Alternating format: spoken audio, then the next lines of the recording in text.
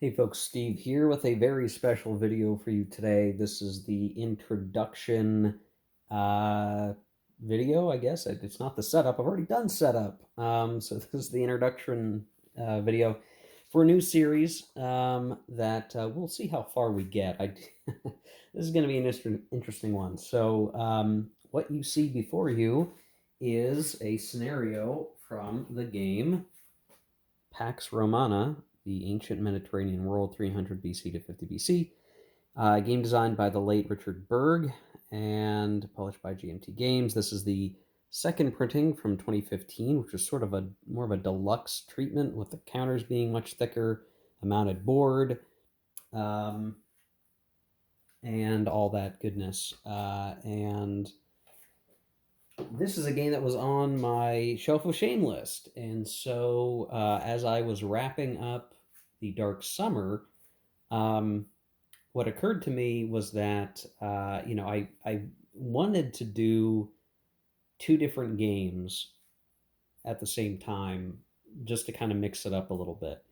And so as I look to wrap up the Dark Summer stuff and do the review for that and get my main table that I usually record on cleaned up, I'll put but I probably am going to try to give the Korean War a go, the designer signature edition from Compass Games, on the main table, and then I still have sort of this B table on the other side of the room, the game room here, that isn't really being used for anything. So I figured, well, maybe what I'll do is I'll set up a different game that doesn't take necessarily as much table space, and I'll play that over here, and then I can have the bigger map games over on the other table and work my way through that. And so it seemed like a really good time to knock a game off my shelf of shame list, and I was just struck with the inspiration to do it because it's just a game that I've been wanting to play for so long, and only now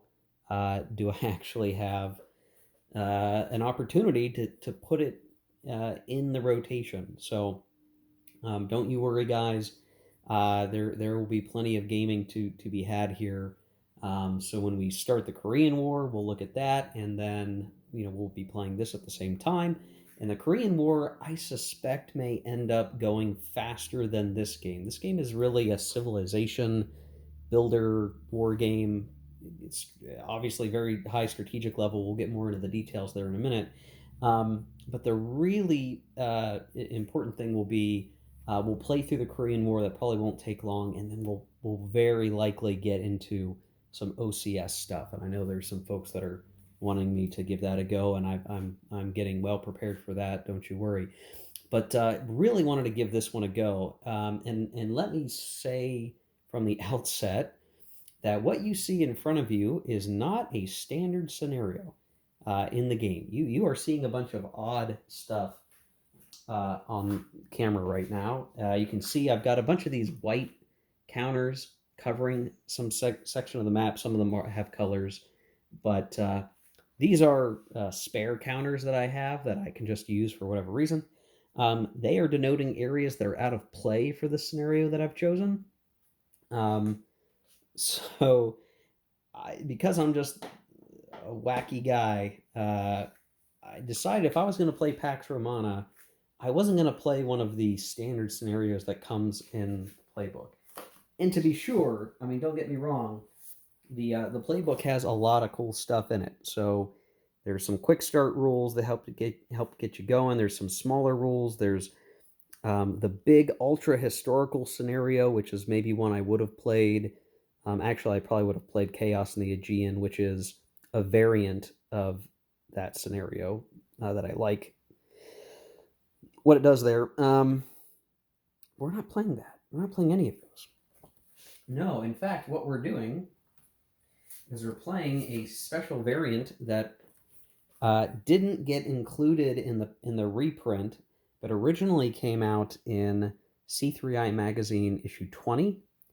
And it is the Pax Romana new prequel scenario, Greco-Persian Wars 570 to 300 BC. Of course, this is published in 2008, so this is a 13-year-old magazine, but I do have the copy. It had come with a variety of additional counters for the game. Of course, they're a different quality than the deluxe edition because they were printed in C3i, but that's okay. And what this scenario is, if you could guess, was a scenario based around the Greco-Persian Wars. And so in here, I had a sheet of paper as a bookmark. They've got some good historical detail, and then all the specific scenario setup and special rules that govern this special scenario. So there's updated charts to use specifically with this scenario. A lot of cool stuff there. And I just think it's a neat twist on the existing game. It's so different that like the turn track, which is normally up here, shows you the turns. I have a sheet of paper that I kind of created and I put underneath the plexiglass, but on top of the map, that puts new year dates on the turn. So ordinarily, the game turn track would say, turn 1, it's 300 BC to 275 BC. Well, now we're starting at 570 and going forward to 300. So the dates are a little bit different. So I made a little cutout piece of paper. I wrote down the year so we have a good track of that, and I put that up there. There's special elite units that came in C3i that I put on the turn track for when they come in and for when they matter. And it's all set up. So what you see on the table is this game is counter dense. There's just a lot of counters in a lot of places. It's not so much that you're going to have huge stacks, though like this stack here is quite big. There's just a lot of stuff. There's a lot of counters. This game has tons of counters, a lot of stuff. But what you really see is like the Greek world, which is, obviously Greece itself, comprising of its different, major areas. The Ionian Greeks here in Ionia, some Greek colonies in the Black Sea area. We have a Greek colony in Cyrenaica. We have Greek colonies in Sicily and in the southern Italian peninsula, Tarentum and Neapolis specifically. We also have some guys in Illyria over here in Corsica, as well as Massilia, well-known colony, and I guess we've got some guys in Tarraconensis over here, but not super duper important. So that's the Greek world as we would understand it. Opposed to the Greeks are the Persian Empire and technically the Carthage power, all being operated by one player. So obviously I'm playing the solitaire, but the two sides in this scenario are the Greeks and then the Persian Empire with their Carthaginian allies. So we have Carthage here. They have a big stack in Carthage itself. They've got some stuff over in Baetica. They've got stuff in Sardinia. They've got stuff in Western Sicily. And then the Persian Empire, which is in yellow, considered the East faction in the base game. I'll get to that in a second. But they control a lot of Asia Minor, the area around here. Egypt has slightly different colored counters, kind of hard to see from back here, but a lighter yellow, and technically Egypt is an independent power, but the Persian Achaemenid Empire that has actually Cyrus the Great as its leader right now is basically operates out of this area over here. So this scenario covers several hundred years, right? And what's interesting about this game that makes it kind of weird but cool, and some people are really turned off by it, but I think it's kind of interesting. Each turn is essentially 25 years. Now, each player will go multiple times. The game does operate in a chit pull mechanism, and each player will get a certain number of activation markers. You can see East activation, that's going to represent the Persian player, Persian/Carthaginian player, and then there's the Greek activation chits for the Greek player. So you're going to end up going 3 or 4 times, usually 2, 3, or 4 times in a turn. And when you go, you basically get some activation. So you get to activate some stacks. They get to move around. You can actually move around quite a bit. And so what players have a hard time, I think, I've seen other people having watched this game for a very long time. This issue of trying to understand, well, what does an activation mean? Even a battle, like an activation where you're moving a stack and you can move quite far across the map depending on what you're doing. All of that, any combats in that activation, which you may have a couple, um, those are not just a single battle, and those are not just a single move. It's an abstraction of entire campaigns, right? I mean, you could have entire wars fought, like the Punic Wars fought in what it basically boils down to 1 or 2 turns. Um, and what you're really portraying there is all of the battles and campaigns, sort of, if you squint your eyes and blurry visioned it's an abstraction of all of that into a set of die rolls. Now, the combat system is kind of interesting, and we'll eventually get to that, how you have die shifts and how that's different than like a CRT, where you just have losses inflicted across the board.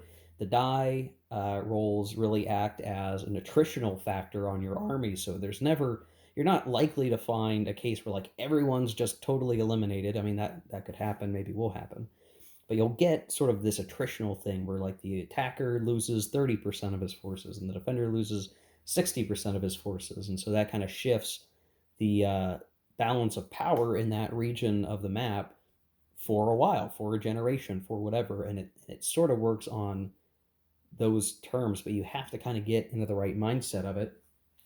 The other important thing that is part of the game is not just fighting. I mean, there's obviously units and all of that. There are also towns. So just a space by itself doesn't mean there's anything of relative importance there, but you build towns or cities, and those help. They're defensive structures, basically. They help you maintain control of a region, and they also give you money. So there is a civilization building aspect to the game beyond just fighting. And that's kind of an interesting thing, right? You're talking about hundreds of years being portrayed. That includes the growth of the civilization of the powers that you would normally play. Now, the factions in this game, as a starting point, if you're just playing the base game and you weren't getting all into the crazy, scenarios and stuff, are Rome, Carthage, Greece, and the East. I put that in quotes because in the base game, there's just this really kind of weird interpretation of, well, what does the East mean?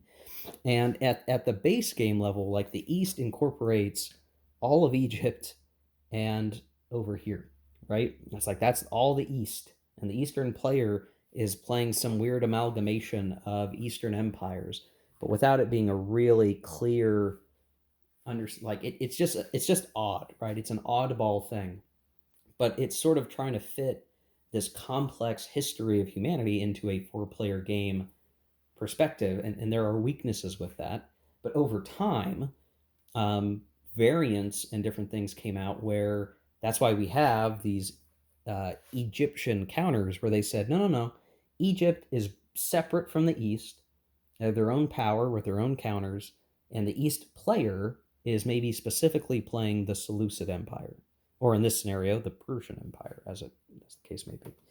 And then even further, there are variations of the ultra historical scenario that treats Greece not like a singular player power, but as a little bit something more resembling the chaotic, disparate, collection of city states that it was. So I think there's like, on first brush, if somebody looked at this game, first glance, first brush, whatever, they might say, I've got a problem with the East and how that's defined. I've got a problem with Greece and how they operate. There's some chrome to have the Greek player sort of have problems because of that. Like, they are Greece, the Greek player, but there are things happening within Greece that limits them. Or there are, again, the special scenarios where there's just a whole set of special rules that say, Greece is not played by a human power, but they're treated this special way, and this represents what's going on with them, right? Because it's like, at various points in the history, you had, Athens and Sparta and Macedonia and the whole thing, right? It's just a bunch of chaotic stuff. And the game allows you, if you're playing with certain scenarios, to address the nuance, which is cool. And I have to, like, I don't know if he's still involved in the hobby. I don't know where he posts or if he's still around or what he does. But the guy who wrote this scenario, Dan Forney, um, I think he really understood the system. So, Richard Berg has passed away now.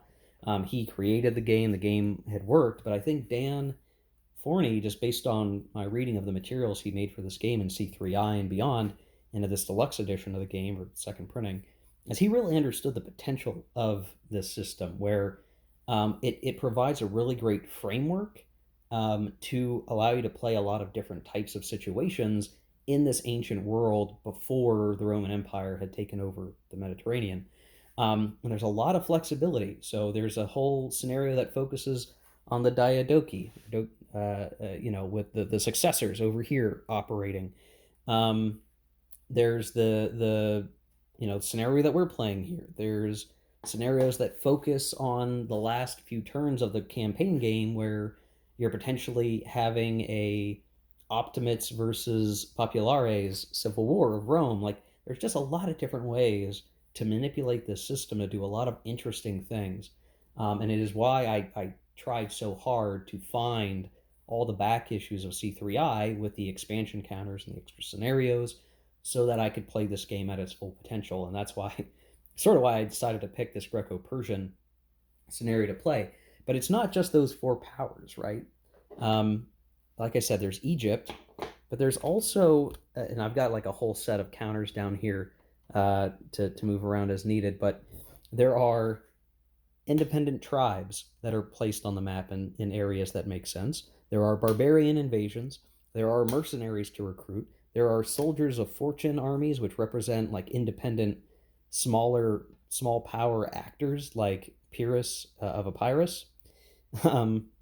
There are other independent forces like Syracuse, Pontus, Rhodes, Pergamum, Mamertines, with their own city counters for the independent areas.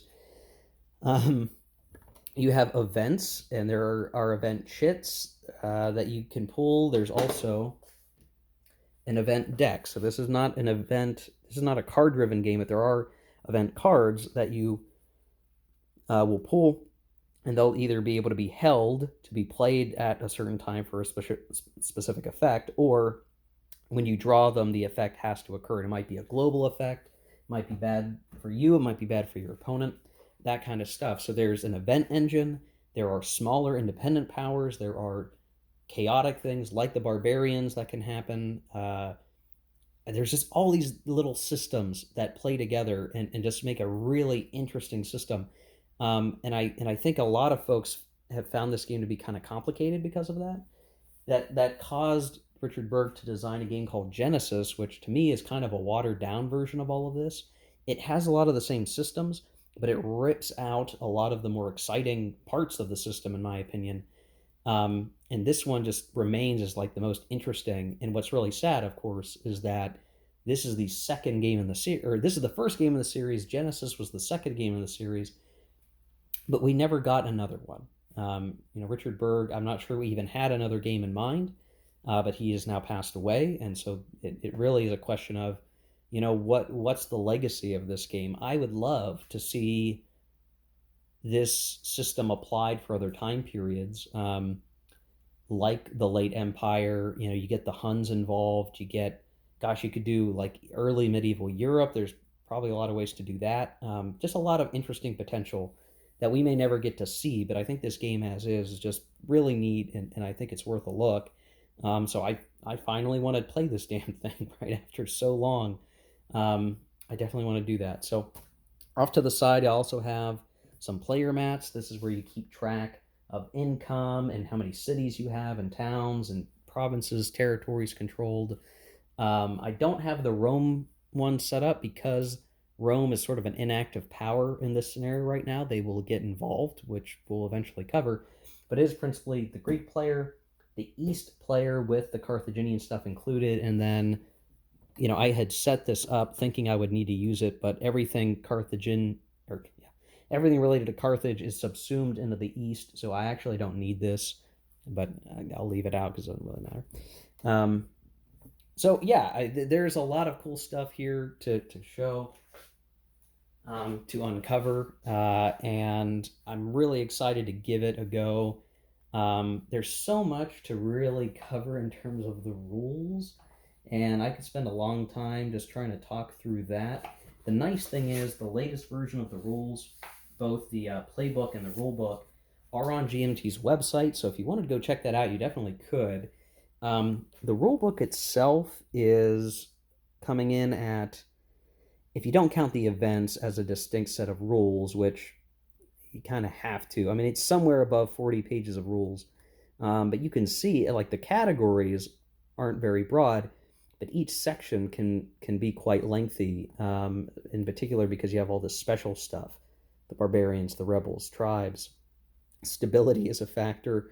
All this kind of stuff, gets pretty in depth, and there's a lot. This is a 2-column format. There are examples, there are pictures, there's design notes, play notes. This is a game that fires on all cylinders, I think. And even in the playbook, like we showed before, they have these quick start rules that are 6 pages long. They really kind of just describe, like, what are you trying to do, and this is how you win, and that sort of thing, which is actually valuable. So I think it helps to, like, read the quick start rules, have a pretty good idea of how this all works, and then you read the real rules with a bit of a primer already accounted for, and that allows you to absorb the actual in-depth rules a little bit more.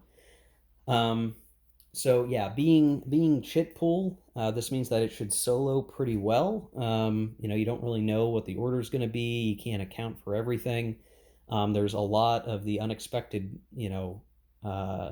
events, like what events are going to come up and who will be affected by them, and will there be barbarian invasions, and all of that stuff that makes it so that I am playing both sides, but I'm also just experiencing how the game plays out because, I guess I don't have a horse in this race, right? This is the ancient world. Who cares? I can really just see how the game plays out, which is exciting. There's a lot of counters out here. There's a lot of control markers that don't necessarily have a good place. You just sort of put them nearby the province that they are showing control for. There are the stacks of units. There's a lot to absorb here. I'm not going to be able to dig deep into each and every game mechanic as I go in this series, but I will try to describe to you guys kind of what is happening and why. Let's see, anything else I want to state before I wrap this video up? This is just meant to be a short, quick starter video. We'll get further in depth when we cover turn 1. You can imagine I'm probably going to do maybe a video per turn. It just really depends on how long it takes me to play, I guess. I don't know.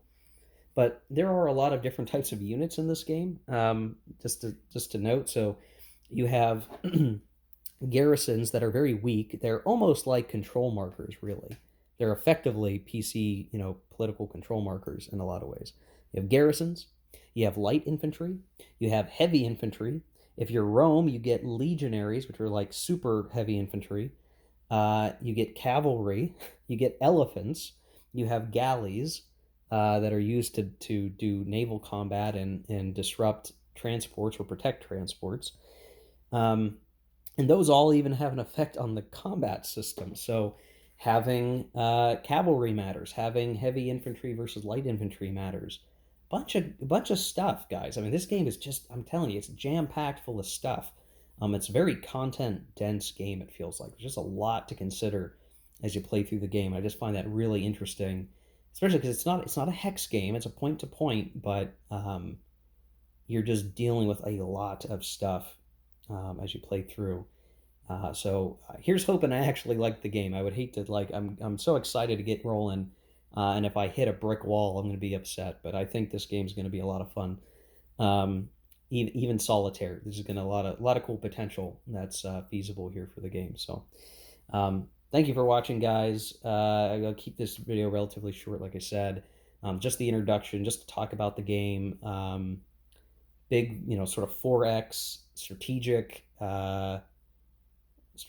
civilization builder / war game that is now a number of years old. But again, a lot of potential here. Definitely worth looking at here. and we'll start turn one in the next video. So thanks for watching. Take care. Keep on gaming.